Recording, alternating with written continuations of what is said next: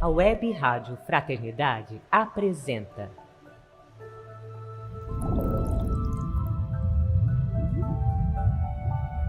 Sâmia Awada, no 9º Congresso Espírita de Uberlândia, com a apresentação do tema Tende fé, tende esperança, para o infinito marchai.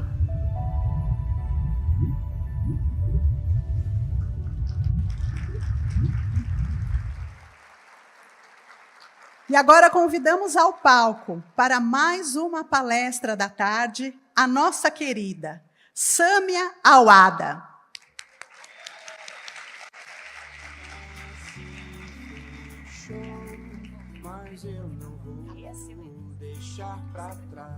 Vocês viram que é ansiedade? Eu subi antes dela me chamar. Vamos ver.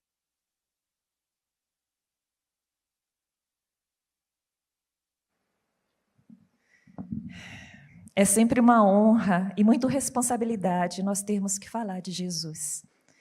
Mas hoje eu gostaria também de falar sobre o Antônio. Vocês conhecem o Antônio? O Antônio foi o rapaz que viveu em meados do século XIX. Ele era de uma família baiana tradicional da época e teve uma história de vida não muito feliz. Foi uma história de vida marcada pelo luto, marcada pelas perdas.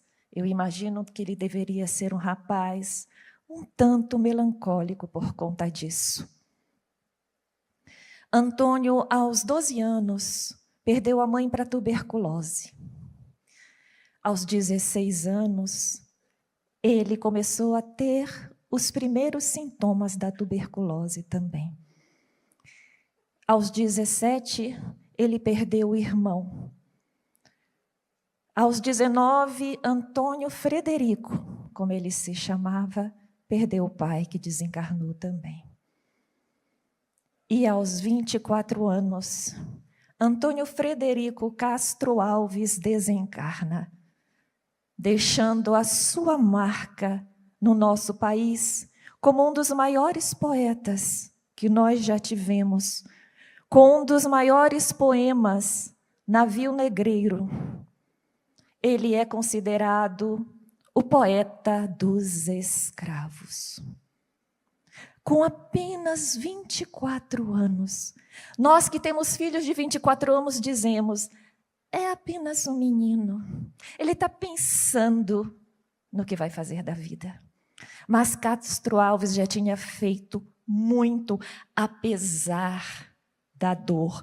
E talvez por conta da dor, do luto, das perdas, quando ele via os nossos irmãos que não eram escravos, eles foram escravizados, mas os africanos sempre foram livres. Quando ele via os nossos irmãos escravizados, ele sentia a dor de alguém que também perdeu toda a família porque foi separado deles e perdeu muito mais do que ele próprio, porque perdeu a liberdade, a dignidade, a honra, o direito de existir como pessoa, porque eram tratados como animais. Castro Alves retornou pela mediunidade de Chico Xavier, mais ou menos um século depois, nos trazendo belíssimos poemas. Ele, que a época dele, quando encarnado na Terra, se envolveu na causa da abolição. Ele, um século depois, continuou se envolvendo na causa da abolição. Não apenas na abolição da escravidão que acontecia quando ele estava encarnado, mas agora na moderna escravidão. No mundo espiritual, Castro Alves entra em contato, ou relembra, porque é uma alma nobre, ele observa a infinitude da vida. Ele observa a beleza da nossa existência enquanto espírito imortal. E ele observa o caminhar de todos nós enquanto espíritos imortais. E ele começa a nos trazer poemas maravilhosos e começa a falar da moderna escravidão. Existe um poema, eu não vou ler todo, eu vou ler apenas os 3 últimos versos num poema chamado Apelo à Mocidade Espírita, que está no livro Correio Fraterno. Ele diz nos últimos versos: exalça o amor que te eleva, desata os grilhões da treva da moderna escravidão. Ele continua sendo o poeta dos escravos, mas os escravos agora somos nós. E os escravocratas somos nós mesmos. Nós nos fazemos escravos de nós mesmos nesse processo de crescimento espiritual, quando freamos a nossa marcha evolutiva deliberadamente, nos acorrentando a desvios, a desequilíbrios, aos quais nós não precisaríamos nos acorrentar. O poema mais famoso de Castro Alves, através da psicografia de Chico Xavier, é o poema Marchemos. Imenso, eu trouxe aqui de letrinha pequena. Não vou ler, não se preocupem, mas eu vou ler um pedaço para vocês terem uma noção. Há mistérios peregrinos no mistério dos destinos que nos mandam renascer. Da luz do Criador nascemos, múltiplas vidas vivemos, para a mesma luz volver. Buscamos na humanidade as verdades da verdade, sedentos de paz e amor. E em meio aos mortos-vivos, somos míseros cativos de iniquidade e da dor. E na última estrofe ele coloca: uma excelsa luz ressoa, no universo inteiro ecoa, para sempre caminhai. O amor é a luz que se alcança, tende fé, tende esperança, para o infinito marchai. Olha só o tema de hoje, um presente que a Web Rádio me deu. O nosso tema são 2 versos de Castro Alves. Eu vou contar um segredo para vocês. Eu tentei bater um papo com Castro Alves. Eu disse: Castro Alves, é o seu poema, é o seu poema. Dá um jeito de aparecer no congresso, porque eu, assim, leio, o legal é você ler. Aí Castro Alves respondeu: Sâmia, que é isso? Você não está vendo que eu estou aqui no céu? Aí eu respondi: mas Castro Alves aqui também é céu.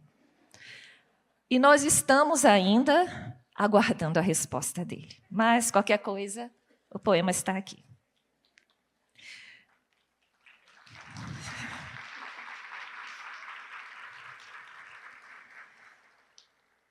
O nosso processo evolutivo, o nome é muito bonito, mas muito mais bonito é a ideia que nós temos que Deus, quando nos criou, e como diz do Castro Alves, nascemos do seu amor. Somos uma centelha do amor divino, uma luz. Essa criação se deu e nos fez da forma mais simples possível. Simples e ignorantes. Muita gente pensa, quando é simples e ignorante, que nós nascemos já homens, já seres humanos, só que muito simplesinho, muito ignorante, lá na caverna. Não é. É a simplicidade absoluta, é a ignorância de tudo.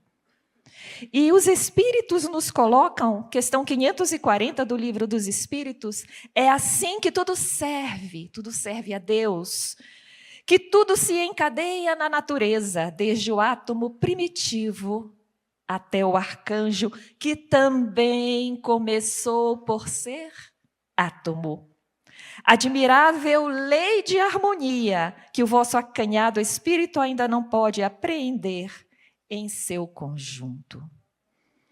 E interessante, os espíritos colocam que nós evoluímos, crescemos, aprendemos, amadurecemos, despertamos desde o átomo. Átomo, aquele que a gente estuda em química, desde o átomo até o arcanjo. E André Luiz e muitas outras obras vão começando a destrinchar, colocando que quando nós nos transformamos nessa centelha de vida, que nós didaticamente chamamos de princípio espiritual, porque dá origem ao espírito, através do seu próprio amadurecimento, nós iniciamos nosso processo evolutivo, aprendendo os automatismos necessários. É a fase dos automatismos. Nós estamos nessa primeira fase, na fase do sono. Sabe o que é sono? Eu não sei que eu existo. E eu não sei que existe algo além de mim. Eu não sei nada. Eu sou simples demais. Então, ele é convidado nos diversos ambientes, ele é convidado a participar das atividades da natureza de forma que ele consiga despertar. Então, a primeira fase, que dura eras, que eu não estou falando que acontece apenas no planeta, acontece no universo, em muitos orbes.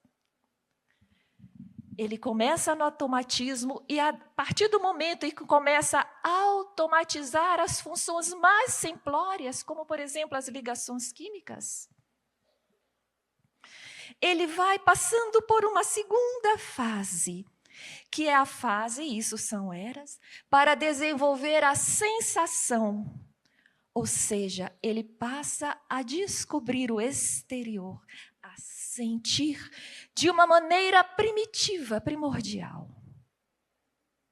É o momento do desenvolvimento, da descoberta da sensibilidade, que aqui no nosso orbe nós poderíamos dizer que seria o reino vegetal. Aquela planta que já consegue perceber a luz e fazer aquele movimentozinho para onde tem a luz que ela precisa. Mas ela ainda não caminha, ela não se reproduz sozinha, né? Ela não corre atrás da caça. As coisas ainda têm que vir a seus pés. Se a água não chegar pertinho dela, ela não tem como correr para o rio. Ela está descobrindo o mundo. E enquanto ela desenvolve a sensação, ela vai passando por um momento de transição, aonde, após a conquista dos automatismos necessários, após a conquista das sensações que se automatizam também, ela ganha espaço para dar mais um passo, e esse ela somos nós, ainda enquanto princípio espiritual, no reino animal. Quando ela entra na conquista dos instintos, sempre sendo provocada, porque não sabem, nós não sabíamos, nós não conhecíamos o caminho, nós éramos conduzidos. E desenvolvemos, e como desenvolvemos no reino animal os instintos, onde o maior deles é o instinto da sobrevivência. Extremamente necessário. Processo evolutivo que acontece aqui na Terra, mas que acontece também no mundo espiritual. Eles trabalham em conjunto. Evoluímos aqui, evoluímos lá.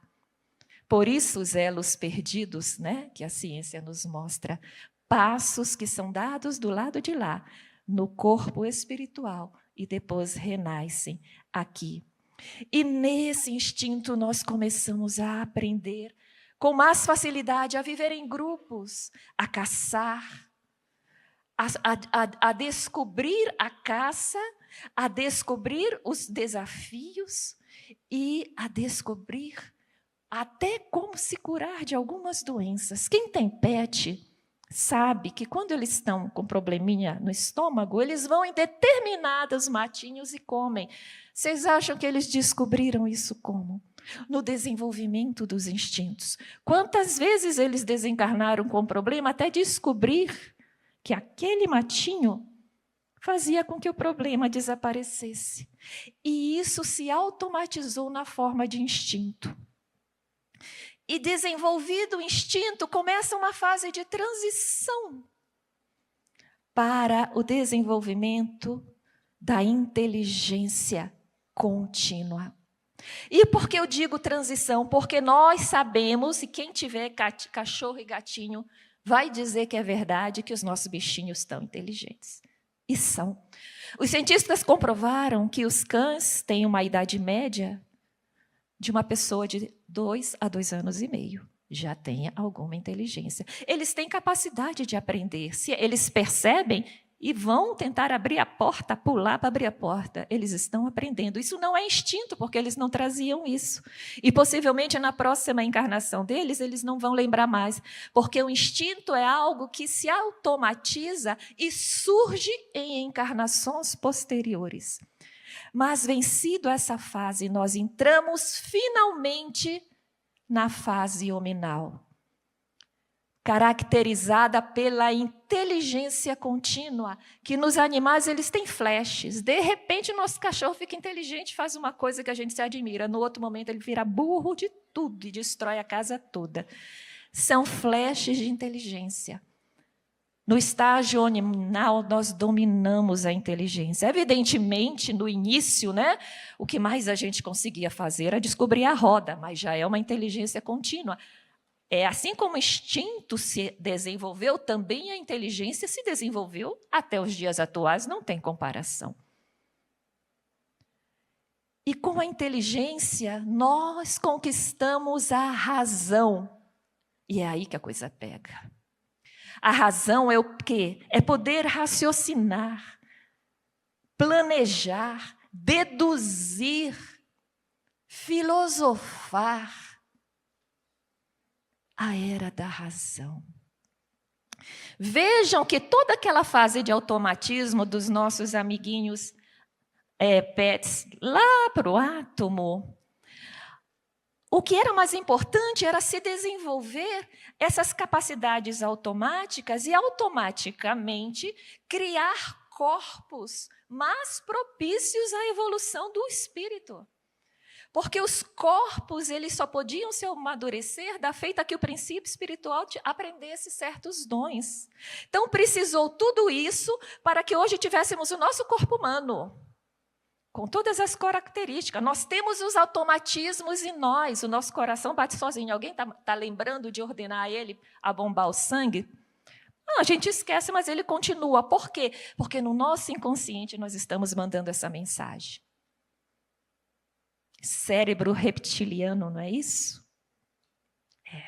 E também temos os nossos instintos, que serviu ao seu propósito. Cada instinto no reino animal era usado com um propósito. Se o animal estava com fome, o leão estava com fome, e via uma gazela dando sopa bem ali, ele fazia o quê? Ele pulava na gazela e matava. Mas nós não fazemos mais isso. Apesar de muitas vezes termos esse instinto. Se nós estamos com fome e vimos uma galinha no quintal do vizinho, a gente dá um pulo e rouba a galinha dela e volta, aí é o nosso instinto funcionando. Mas a gente não faz isso, espero que não. Né? A gente vai, corre no supermercado, compra um franguinho, né? Aquele franguinho de televisão de cachorro que é maravilhoso e leva para casa. Porque os nossos instintos já atenderam ao seu objetivo. Alguns até hoje nos servem. Quando eu me aproximo do fogo, instintivamente eu tiro a mão. Instinto de proteção, instinto de sobrevivência ainda precisamos ter em alguns casos. Mas a partir do estágio hominal em que nós estamos, nós fomos convidados com o desenvolvimento da razão a evoluir numa outra área, que não é mais a área física apenas, que continua, mas uma outra área. Por isso que eu disse aí que a coisa pega, é a área da moral. Moralmente, nós somos convidados, porque agora, com a razão, nós temos condição de saber o que é certo e o que é errado. A plantinha sabia o que é certo e o que é errado? Não. Vocês acham que o leão, quando pegou a gazela, ele vai sofrer uma expiação, vai ser morto por uma gazela? Não vai. Por quê? Porque ele não tinha meios de saber se aquilo era certo ou errado. Ele estava seguindo seu instinto, a lei da natureza. Mas nós, humanos, temos agora que discernir o que deve, o que não deve ser feito, o que é certo e o que é errado, e aprender a ver um outro como um igual a mim e não como uma caça. E aí nós entramos na era dos nossos desafios. Neste momento, nós assumimos autonomia sobre o nosso processo evolutivo. Antes, a natureza nos conduzia, nos levava por aqui, por ali, a gente não se preocupava com nada, né? Mas como seres humanos, foi colocado nas nossas mãos esse processo evolutivo. E é necessário, como diz Castro Alves, tendes fé, tendes esperança para o infinito marchar. E como é que está a nossa marcha, hein? Está veloz? Porque da feita que essa marcha é colocada nas nossas mãos, em que nós temos as rédeas da nossa vida nas nossas mãos, nós passamos a escolher se nós queremos marchar ou se queremos frear. Como um aluno na escola. Para passar é 7. Tem que aluno que faz o quê? Estuda para tirar 7. Passa de ano. Tem um aluno que estuda e tira 4. Vai para a recuperação, fica de castigo, estuda e passa de ano, raspando. Mas tem um aluno que estuda para tirar 10. Passa de ano do mesmo jeito. Mas tem um outro tipo de aluno. O aluno que depois que o professor dá aula, ele não se satisfaz com aquela aula, ele volta para casa e vai pesquisar mais. Se o professor dá uma aula de história, ele fica intrigado, ele quer saber mais, ele busca em outros livros, ele pergunta para o pai, ele corre atrás e aprende mais. Entre o que tirou 7, o que foi para a recuperação, o que tirou 10, e o que está insatisfeito com o que a escola aprende e quer saber mais, quem vai evoluir mais rápido? Para a escola é tudo igual, todo mundo vai passar para o próximo ano letivo. Mas no nosso campo espiritual, porque no estágio nominal não somos mais princípios, somos espíritos, quanto mais insatisfeitos, mais nós evoluímos. Porque uma das características da evolução é a insatisfação. Porque é isso que faz nós corrermos atrás. Eu ainda não estou satisfeito comigo mesmo. Eu sei que eu preciso melhorar. Eu vou buscar como melhorar. Eu vou tentar.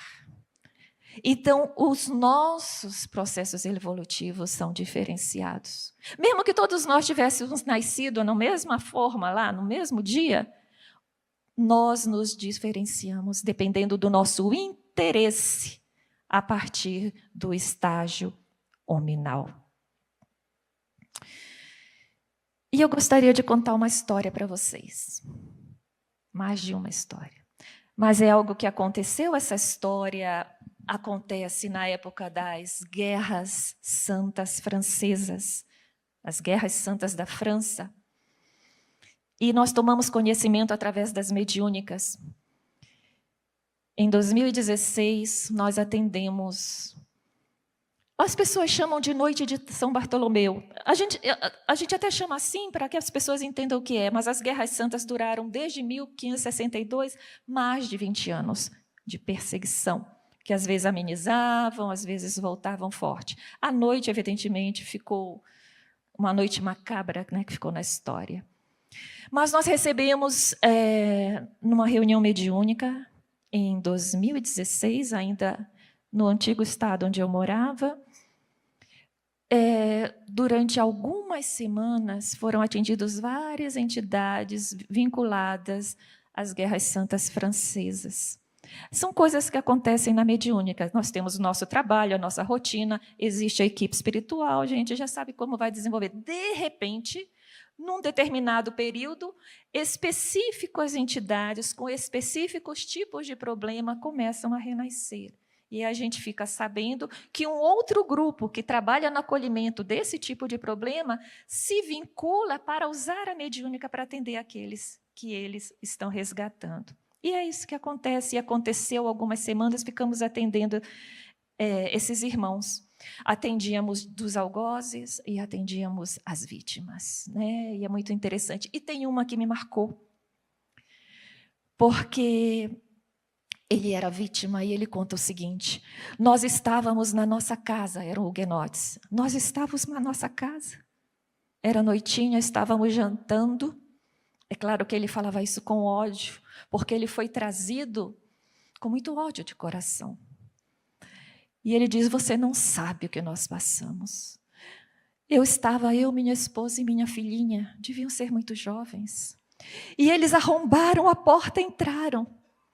E me agarraram, e agarraram minha esposa e minha filha. E eu suplicava por elas, e elas erguiam as mãos para mim. Minha filha gritava: papai. E eu não pude fazer nada.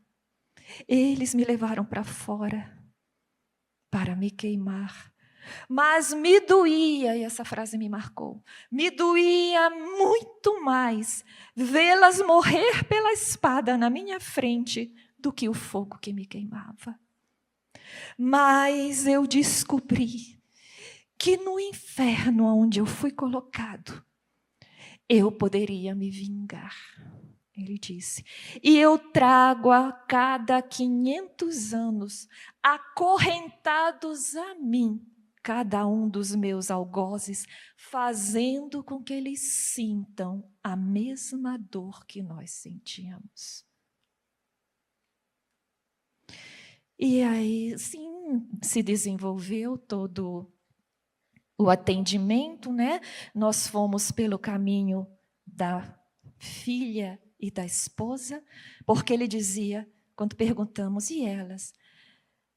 Elas estão no céu, elas estão no paraíso, o lugar que eu não mereço entrar. E nós dissemos: mas elas têm saudade de você. E esperam constantemente que você volte para elas. E a partir daí ele conseguiu ser atendido e também, sim, os algozes acorrentados pela culpa que traziam.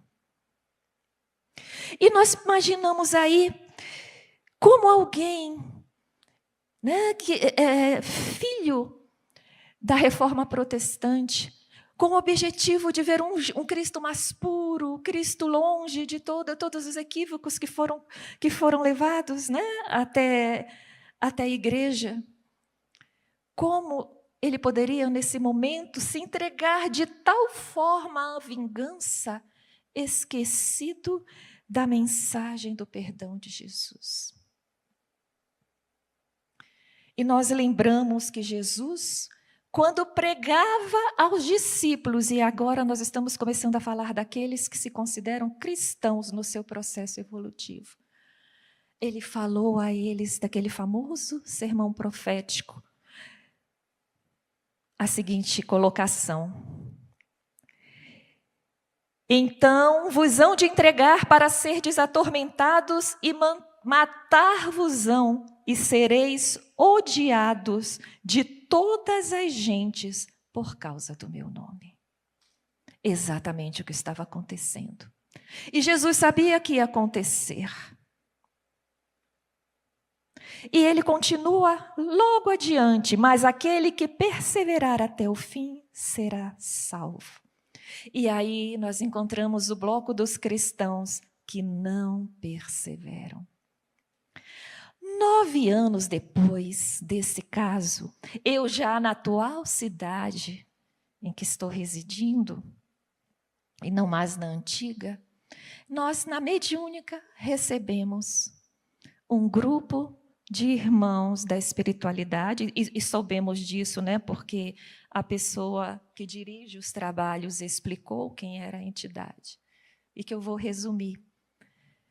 Nesse mesmo período em que esse nosso irmão não suportou a dor, um outro huguenote foi preso. Não foi morto no mesmo momento, mas foi preso. O que significa que ele deve ter sido preso depois da noite de São Bartolomeu e deveria ser um dos líderes, talvez, dos huguenotes. Ele foi preso, levado à cadeia e, conhecendo as torturas que eram impostas aos protestantes presos, ele disse: eu vou me matar. E no momento que ele disse: eu vou me matar porque eu não vou suportar o que vão fazer comigo, ele lembrou de Jesus e disse: Jesus, tu suportaste a cruz e não fugiste.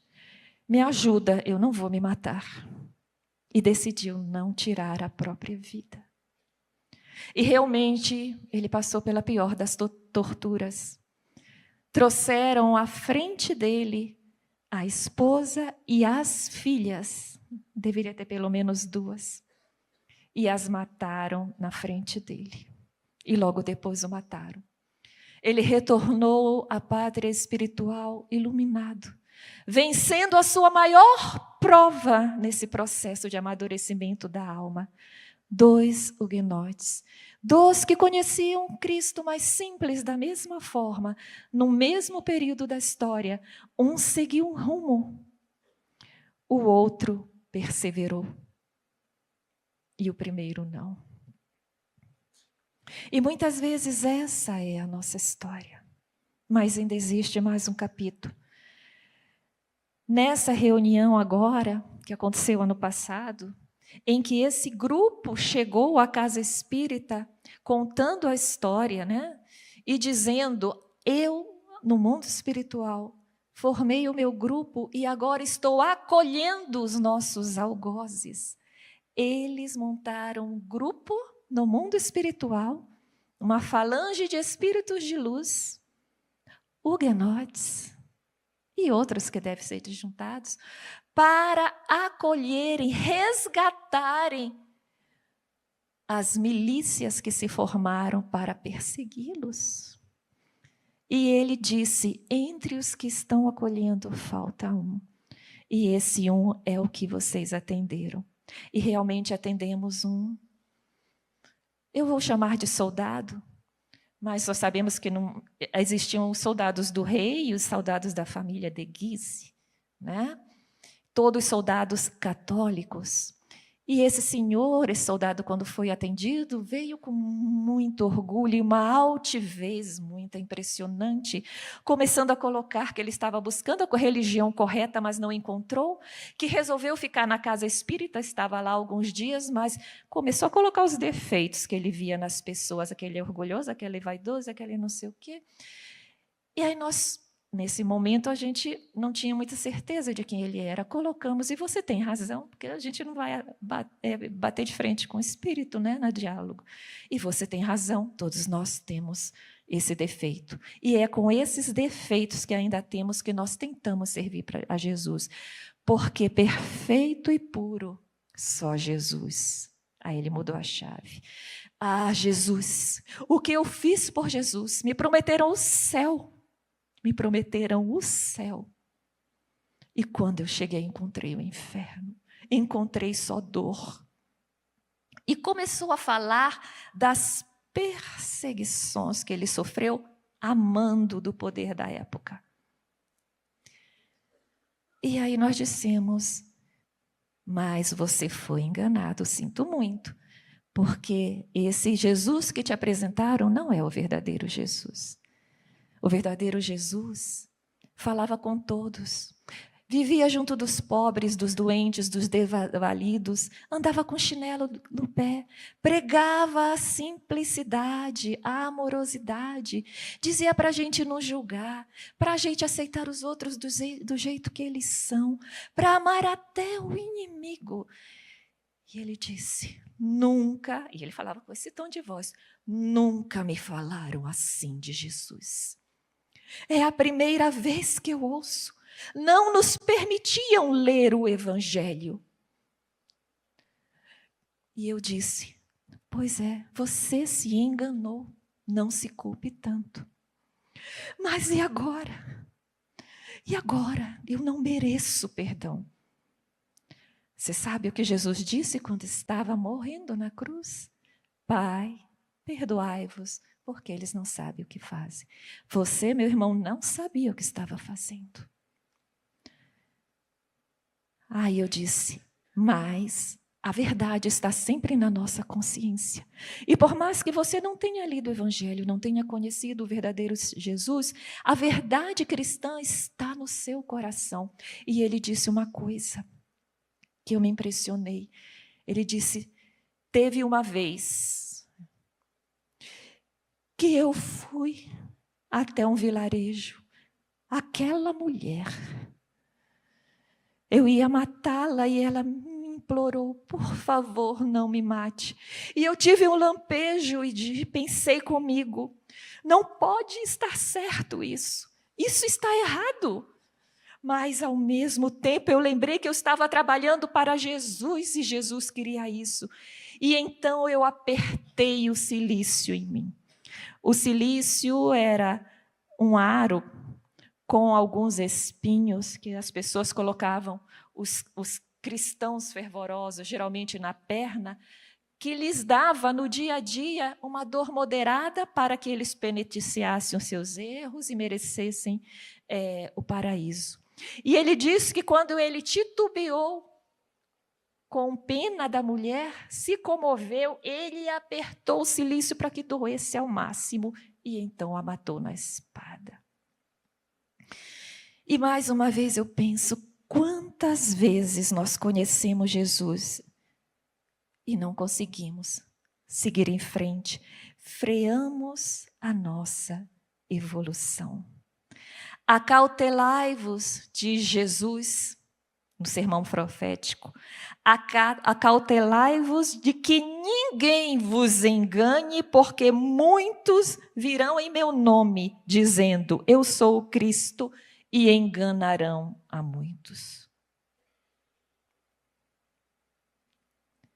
E quantas vezes, agora passando para os cristãos atuais, quantas vezes nós nos enganamos? Quantas vezes nós nos deixamos enganar e nos enganamos? Nos deixamos enganar por gurus, por falsos gurus, por ideias mirabolantes que surgem. Nos deixamos enganar pelos modismos, pela inversão dos valores, pelo que é que tem. Achando que o que antes era crime hoje é natural. Aceitando o que diz a mídia, aceitando o que diz as doenças morais da época e se justificando que realmente deve ser assim mesmo.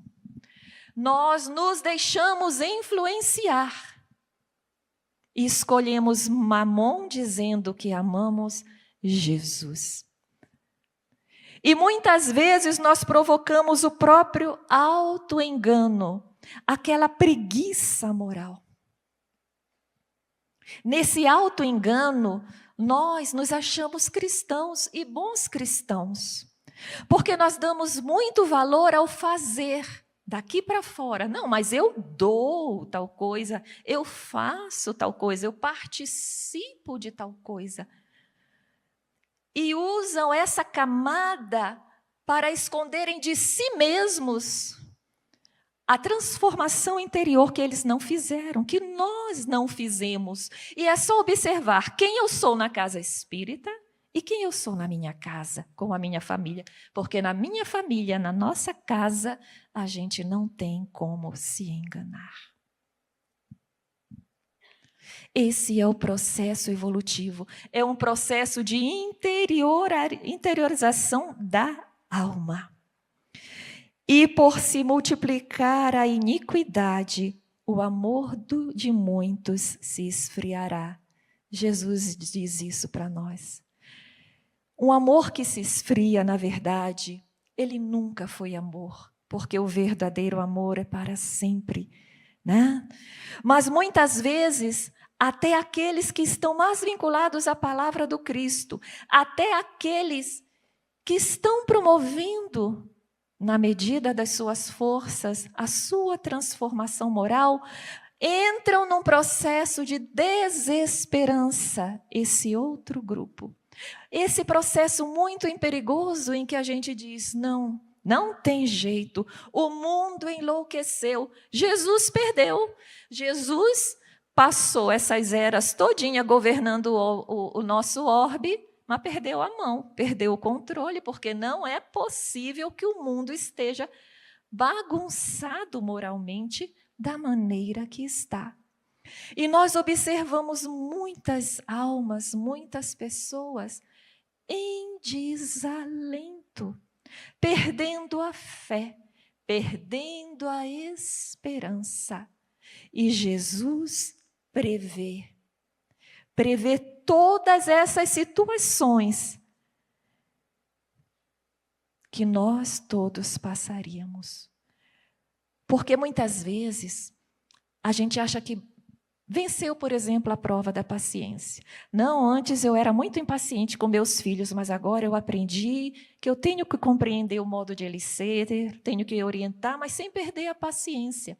Só que quando a gente, no processo evolutivo, vence uma etapa da paciência, vem um desafio maior. Não é expiação, é prova. Um desafio onde eu preciso ir mais fundo no meu interior para buscar essa paciência para algo mais sério. E então a gente se... Poxa, mas isso aí, eu não sabia que essa situação ia surgir, a situação é muito difícil, eu não tenho paciência, essa pessoa me tira do sério todo dia. E nós vamos com o passar do tempo e nós conseguimos nos asserenar. E aí surge mais uma prova. Então, o primeiro huguenote, ele não conseguiu perseverar na tarefa do perdão. O perdão supremo, o perdão até os inimigos. A gente até perdoa o chefe chato, né? A pessoa que nos ofendeu, mas o inimigo, aquele que nos quer o mal, que se pudesse, matava. Será que nós temos condições? Mas na caminhada evolutiva, esses desafios surgirão. Existe nessa questão da desesperança a ideia de que Jesus largou a nossa mão. Mas Jesus nos falou de três parábolas que eu gosto de chamar a parábola dos perdidos, as parábolas dos perdidos, que é a da dracma perdida, da ovelha perdida e dos filhos perdidos, que é o filho pródigo. Tá? Se vocês bem lembrarem, a parábola da dracma perdida é aquela parábola em que a mulher tem 10 moedas, perde uma moeda, ela usa a vassoura, com a vassoura ela acha a moeda, fica feliz e vai festejar. Fica feliz e vai festejar com as amigas. Parece bobo, né? Você perde 10 moedas, cai no chão e junta e vai festejar. Não sei se a moeda era um Bitcoin, né, que está valendo uma fortuna, aí justifica festejar. E a segunda parábola é a parábola da ovelha perdida. Ele tem 100 ovelhas, uma se perde. E o pastor vai atrás da ovelha e a encontra e traz de volta. Como é que ele traz a ovelha de volta? Vocês sabem?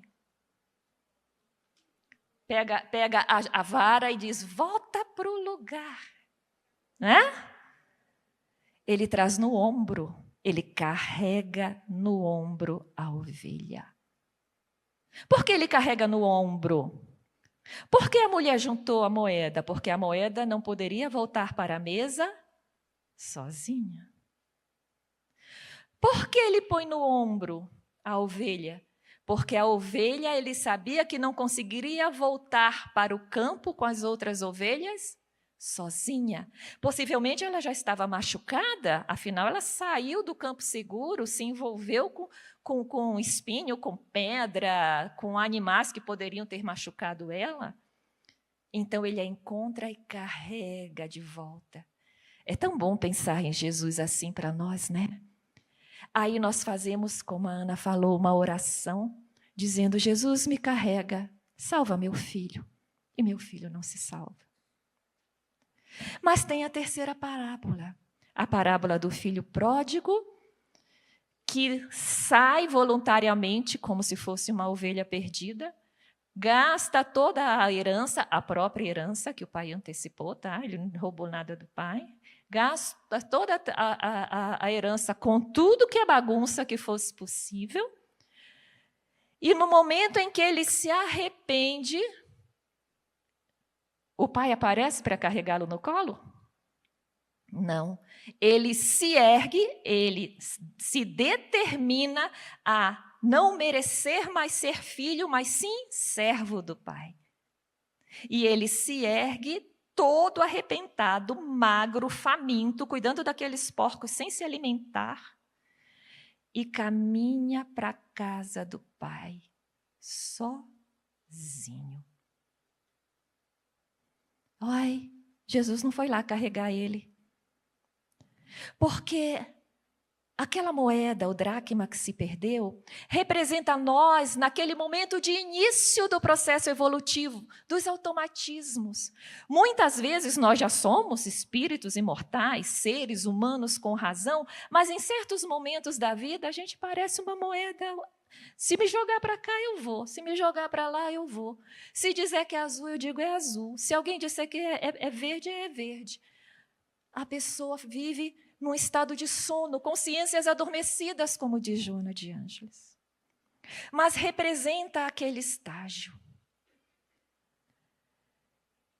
E Jesus coloca a ovelha no ombro, representando aquele estágio da evolução dos instintos, em que nós não tínhamos ainda como raciocinar. A ovelha não tinha como refletir. Peraí, eu errei. Porque ela não tinha noção de certo e errado no momento dos instintos. Então, ele ia, carregava no ombro. Mas o filho já tem condições de dizer, eu errei, eu vou voltar, eu sei o caminho de volta. Ele podia decidir. E é aí que entra o que nós falamos no início, a autonomia. Que nós temos que aprender a assumir o nosso processo evolutivo e parar de frear. E por que eu digo parar de frear? Se eu perguntar aqui para vocês, quem não já planejou a própria encarnação? Nem que fosse de brincadeira. Na próxima, né? Eu vou nascer em Mônaco. Na próxima eu quero você como minha irmã. Sabendo como a gente se contenta com pouco? O nosso sonho de espírito imortal entre a terra e o nosso lar e a terra. A gente está na terra, sonha ir para o nosso lar. E os equivalentes, né? Mas ele é o mais famoso, né? Então é bom ir para o mais famoso. E quando a gente está no nosso lar, a gente, como dizem, entra na fila para reencarnar, que está doido para vir na terra. Nossa ânsia de evolução está aqui, entre a terra e o nosso lar, que é um umbral melhorado, gente. Quando é que nós vamos despertar para fazer um processo, e eu me incluo nisso, um processo sincero de transformação do meu modo de ser, um processo de autoconhecimento, de autoaceitação, de autoperdão, de arrancar culpa, de arrancar todas essas pedras que nós carregamos e dizer, eu vou seguir em frente. O filho pródigo é o maior exemplo que Jesus poderia ter dado para nós, porque nós não conseguimos ser filhos pródigos. Quando nós caímos, a gente quer que Jesus venha resolver o nosso problema. Em vez de dizer, Jesus, lembra para mim quem eu sou, me dá força, me dá coragem, para que eu tenha sabedoria para resolver o meu problema. Então, este é o convite que fica e que é trazido também por Castro Alves. Tende fé, tende esperança.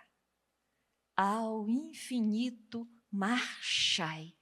Ele nos convida a fazer um processo de virar a ficha, de reconhecer quem somos, de aceitar quem somos, mas de decidir iluminar aquilo que nos machuca por dentro, que chamamos de as nossas sombras. Mas eu soube, tá? Um mosquitinho me falou que o Castro Alves aceitou o convite da Web Rádio Fraternidade. Vamos ver se ele aparece?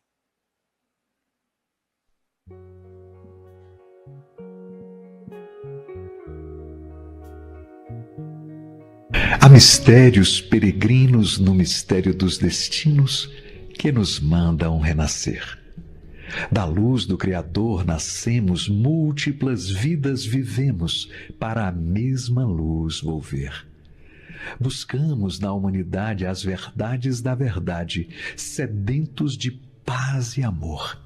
E em meio aos mortos vivos somos míseros cativos da iniquidade e da dor. É a luta eterna e bendita em que o espírito se agita na trama da evolução. Oficina onde a alma presa forja a luz, forja a grandeza da sublime perfeição. É a gota d'água caindo no arbusto que vai subindo pleno de seiva e verdor. O fragmento do estrume que se transforma em perfume na corola de uma flor. A flor que eterna expirando cai ao solo fecundando o chandouro que produz, deixando um aroma leve na aragem que passa breve nas madrugadas de luz. É a rija bigorna, o malho, pelas fainas do trabalho, a enxada fazendo o pão, o escopro dos escultores, transformando a pedra em flores, em carraras de eleição. É a dor que através dos anos, dos algozes dos tiranos anjos puríssimos faz, transmutando os neros rudes em arautos de virtudes, em mensageiros da paz. Tudo evolui, tudo sonha na imortal ânsia risonha de mais subir, mais galgar. A vida é luz, esplendor. Deus somente é o seu amor, o universo é o seu altar. Na terra às vezes se acendem radiosos faróis que esplendem dentro das trevas mortais. Suas rútilas passagens deixam fulgores imagens em reflexos perenais. É o sofrimento do Cristo portentoso jamais visto no sacrifício da cruz, sintetizando a piedade, e cujo amor à verdade nenhuma pena traduz. É Sócrates e a cicuta, é César trazendo a luta, tirânico e lutador. É Cellini com sua arte, ou Sapre de Bonaparte, o grande conquistador. É Anchieta dominando, a ensinar, catequizando o selvagem infeliz. É a lição de humildade, de extremosa caridade do pobrezinho de Assis. Ó bendito quem ensina, quem luta, quem ilumina, quem o bem à luz semeia. Nas fainas do evolutir, terá a aventura que anseia nas sendas do progredir. Uma excelsa voz ressoa no universo inteiro ecoa. Para a frente caminhai. O amor é a luz que se alcança. Tende fé, tende esperança. Para o infinito marchai. Meus amigos, muito me emocionou ter participado com este meu poema do 9º Congresso Espírita de Uberlândia. Até algum dia.